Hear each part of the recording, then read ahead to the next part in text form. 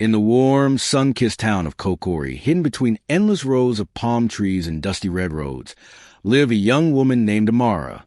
She was known for her bright smile, her calm spirit, and her gift with technology. She could repair a broken phone with nothing but patience and determination. But behind her smile was a story she never told. After her father died, Amara was left in the care of her stepmother, Madame Rhoda, a woman whose heart had hardened long before Amara ever entered her life. Rhoda treated Amara as though she were nothing more than a maid. Every morning, before the first rooster crowed, Amara swept the house, boiled water, cleaned the compound, washed clothes, and cooked breakfast. Yet Rhoda still found faults. "You are too slow. You think this house will clean itself.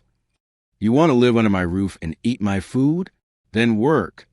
You will never amount to anything. You are just like your mother." Those words burned deeper than any scars on her skin. Amara wanted more. She dreamed of leaving Kokori, working in tech, maybe even visiting another country one day. But dreams were dangerous things in a house where hope was forbidden. She only found peace when she sneaked out to the small community center in the evenings, where a few donated computers hummed softly. That room, dusty, old, with flickering lights, was her sanctuary. Little did she know her life was about to collide with someone who would change everything. Half a world away, in the bright, electric city of Seoul, a young Korean man named Ji-hoon stared out the window of an airplane preparing for descent. To the world, he was simply Ji-hoon Kim. But to those in South Korea who followed the old dynastic lines, he was Prince Kim Ji-hoon, last direct descendant of an ancient royal family. His life was filled with rules, expectations, cameras, and people telling him who he could love, what he could study, where he could go. For 27 years, he lived in a golden cage. But there was one thing he begged his parents for. "Let me choose my wife with my own eyes. Let me meet people who see me as a human, not a crown." After months of arguments, they agreed, but on one condition: he would travel in disguise. No bodyguards. No royal introduction. No fancy clothes. Just Ji-hoon, a simple photography student studying culture abroad. His destination, Nigeria. He wanted real life, real people, and real experiences. But fate wanted to give him something else entirely. Ji-hoon arrived in Kokori with a camera hanging around his neck and a backpack slung over one shoulder.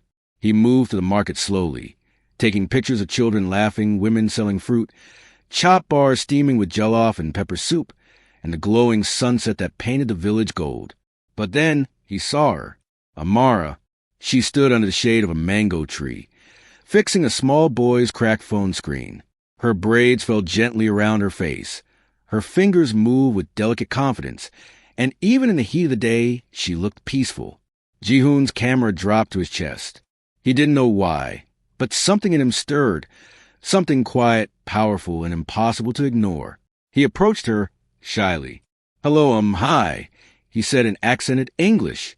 Amara looked up, surprised by the tall, handsome stranger with soft eyes and an awkward smile. "Hi, can I help you?" she asked. "Yes," he said too quickly. No. I don't know." She laughed gently. And that was how it began. Two strangers from two distant worlds, meeting under a mango tree in a village neither expected to be important. Ji-hoon kept returning to the community center.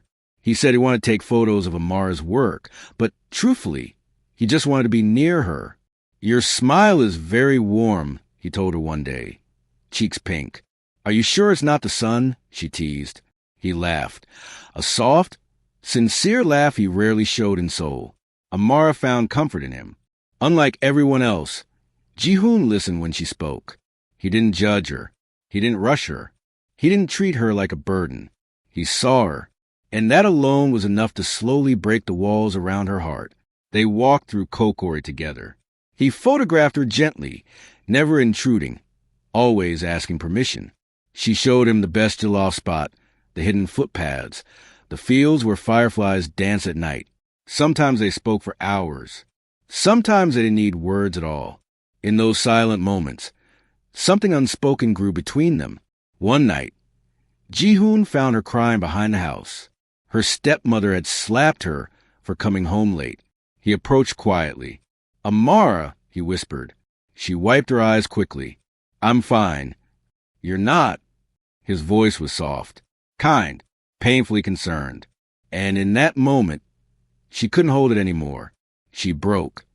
Tears flowing without restraint, her body shaking as years of pain escaped. Ji-hoon didn't hesitate. He stepped closer and gently wrapped his arms around her. She stiffened at first. She wasn't used to being comforted, but slowly she melted into him, letting herself feel safe for the first time in years. I'm here, he whispered. You're not alone anymore. And just like that, their hearts acknowledged what their minds had not yet dared to speak. They were falling in love. But secrets cannot stay hidden forever. A week later, a black SUV arrived in Kokori. Sleek, expensive, clearly foreign. Ji-hoon froze the moment he saw it. It was his royal security team. He tried to run, but they caught up to him.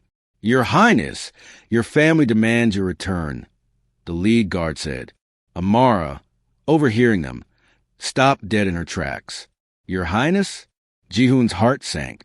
He faced her slowly, terrified. It's true, he whispered. My name is Prince Kim Ji-hoon, and I'm supposed to choose a wife for the royal family. Her world spun. A prince? A real prince? From Korea? She didn't speak. She couldn't. Not when everything suddenly felt like a fairy tale she wasn't worthy of. Why didn't you tell me? She whispered. Because I wanted you to know me, he said, voice breaking. Not my title. Tears fell down her cheeks. I'm just a girl with nothing. No family. No money. No name. Why would a prince choose me? Ji-hoon stepped forward. Because you are strong. Because you are kind. Because your heart is more beautiful than any crown. I love you, Amara. She looked away. I don't belong in your world. And with shaking hands, she walked away. Ji-hoon tried to follow, but the guards held him firmly. Your Highness, we must leave now. He watched helplessly as the only woman he had ever loved disappeared into the distance. Months passed. Amara tried to move on. She threw herself into her work, saved money, and eventually got a scholarship to study tech in Abuja. But every night, she thought of him. Meanwhile, in Seoul, Ji-hoon refused every bride the royal advisors brought. He sat through meetings silently, ignoring everyone, his heart trapped in Kokori. Finally, fed up, his mother confronted him. Ji-hoon, why won't you choose a wife? He looked her straight in the eye. Because the woman I love is thousands of miles away, in a small African town, and I'm going back to find her. His parents argued, warned him, threatened endless consequences. But Ji-hoon stood firm. For the first time, the prince chose himself. One rainy evening in Abuja, Amara walked out her tech class, hugging her books tightly. Thunder rumbled. Lightning flashed. And then she saw him, standing under the streetlight, drenched from the rain, holding a small umbrella. Ji-hoon, her breath caught. He walked toward her slowly, as if afraid she might vanish. I searched everywhere, he whispered. Every village, every city, every corner in Nigeria, until I found you. Her eyes filled with tears. You came back for me? He nodded, voice shaking. I came back because my heart refuses to live in a world where you don't exist. The rain fell harder, but neither cared. Ji-hoon dropped the umbrella, cupped her face in his hands, and finally kissed her. The world disappeared. The pain melted. Two hearts reunited under a sky that blessed them with rain instead of sorrow. Ji-hoon brought Amara to Seoul, not as a servant, not as a secret, but as the woman he loved. The royal court protested at first. A foreigner? A girl from a village? A stepdaughter of no importance? But Ji-hoon silenced them with one sentence. A queen is not made by birth. A queen is made by strength. Amara studied technology, became a respected digital entrepreneur, and eventually earned the respect, even admiration, of the Korean people. As for her stepmother, one day, she saw Amara on international news, strong, confident, and loved. For the first time in her life, Madame Rhoda felt something unfamiliar, regret, and Amara, she forgave her, because her heart had grown too big for bitterness. She had found her destiny, her freedom, her voice, and her forever. Years later, Under a sky filled with floating lanterns and traditional drums, Ji-hoon placed a ring on Amara's finger. She had gone from a mistreated village girl to a global symbol of courage and love. He chose her. She chose him. And destiny smiled. Their story became a living proof that love is not limited by race, distance, culture, or birth, only by the courage to fight for it.